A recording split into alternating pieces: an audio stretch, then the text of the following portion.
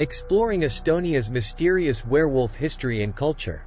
Werewolves have been a staple of mythology and folklore for centuries, with stories of humans transforming into wolves appearing in cultures all over the world.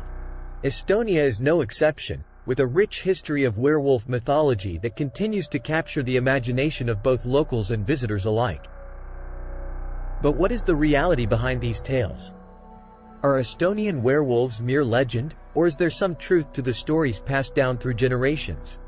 In this video, we will explore the history and culture of Estonian werewolves, examining their origins, the science behind the phenomenon, and their place in modern Estonian society.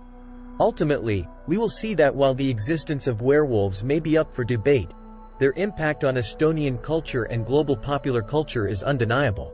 Estonia is one of the nations with the most extensive werewolf legend. There are about 1,400 writings that mention werewolves in the Estonian Folklore Archives, which was established in 1927. Many of these make references to real individuals, and the vast majority of them would not be considered fairy tales. The majority of anecdotes or tales of people who can transform into wolves on their own usually include them doing so in order to move quickly or find food, specifically meat. These lycanthropes have control over their changes and are aware of how to revert to their human forms, similar to other such tales as the American Dogman. This is frequently accomplished by donning human garb once more, as is common in other cultures. Werewolf mythology has a long history in Estonia, with roots in both pagan traditions and the influence of Germanic and Scandinavian cultures.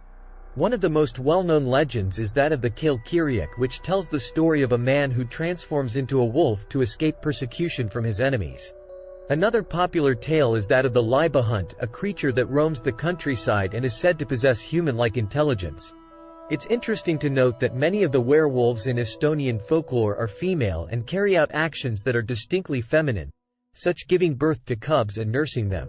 Tales of wolves giving birth to human offspring or of mistresses of the house transforming into wolves to gather food for their kids are among some of the most well-known folklore on the Estonian island of Saaremaa, where many traditional tales have been discovered. Many folklorists and archaeologists attribute Estonia's rich history of female werewolves to the early Middle Ages, when women's standing was equal to men's, particularly when it came to inheritance and property regulations. According to a law from 1267, a man's property is handed to his wife at marriage, and a subsequent law from the 13th century ruled that although both sons and daughters could inherit property, daughters should be given preference. Thus, stories where the main protagonist had to transform into a wolf in order to protect others or reclaim lost authority reflected the status that women held in Estonian society. Wolves were also revered and thought to have the power to punish those who mistreated the forests and their inhabitants, since they were seen as being comparable to the forest soul. Estonian farmers continued to leave sacrifices and offerings for the wolves in the woods well into the 19th and 20th centuries because they believed that if they didn't get their share of the livestock, the wolves would come and kill the entire herd. The belief in werewolves was so strong in Estonia that trials were held to determine whether someone was a true werewolf or merely pretending. One such case was that of Hans the werewolf, who was accused of killing livestock while in wolf form. He was eventually found guilty and sentenced to death. In the Middle to Late Middle Ages, Estonia, like most other nations in Europe, began a series of witch trials. Records indicate that 18 of the 150 witch trials that took place in the nation contained allegations of werewolfery. There are little facts available, though, and it's unclear whether the suspected men and women were executed. It's quite possible that some people would have gotten away with it because they weren't seen as Satan's allies but rather his enemies. Thies of Kaltenbrunn, a man in his 80s, claimed he and other werewolves changed into wolves 3 times a year in Livonia, an area on the Baltic Sea that is now expanded to modern-day Estonia and Latvia. In order to reclaim the grain and animals that the sorceresses had stolen from the land over the course of the year, they descended into hell in this guise and engaged in combat with the devil and his witches there. Thies was eventually sentenced to a lashing rather than being executed because he would not admit he worked for Satan. The old man and his associates may have been participating in pre-Christian shamanic rites, according to contemporary historians who are interested in the case of Thies. However, with the spread of Christianity in Estonia, beliefs in werewolves began to wane. The church viewed lycanthropy as a form of devil worship, and those accused of being werewolves were subject to harsh punishment. While the mythology of werewolves may be fascinating, there are also scientific explanations for the phenomenon. One such explanation is hypertrichosis, a genetic disorder that causes excessive hair growth all over the body. Those with this disorder may be perceived as resembling wolves. Another medical explanation is endocrine disorders such as Cushing's syndrome, which can cause the face to swell and become more wolf-like.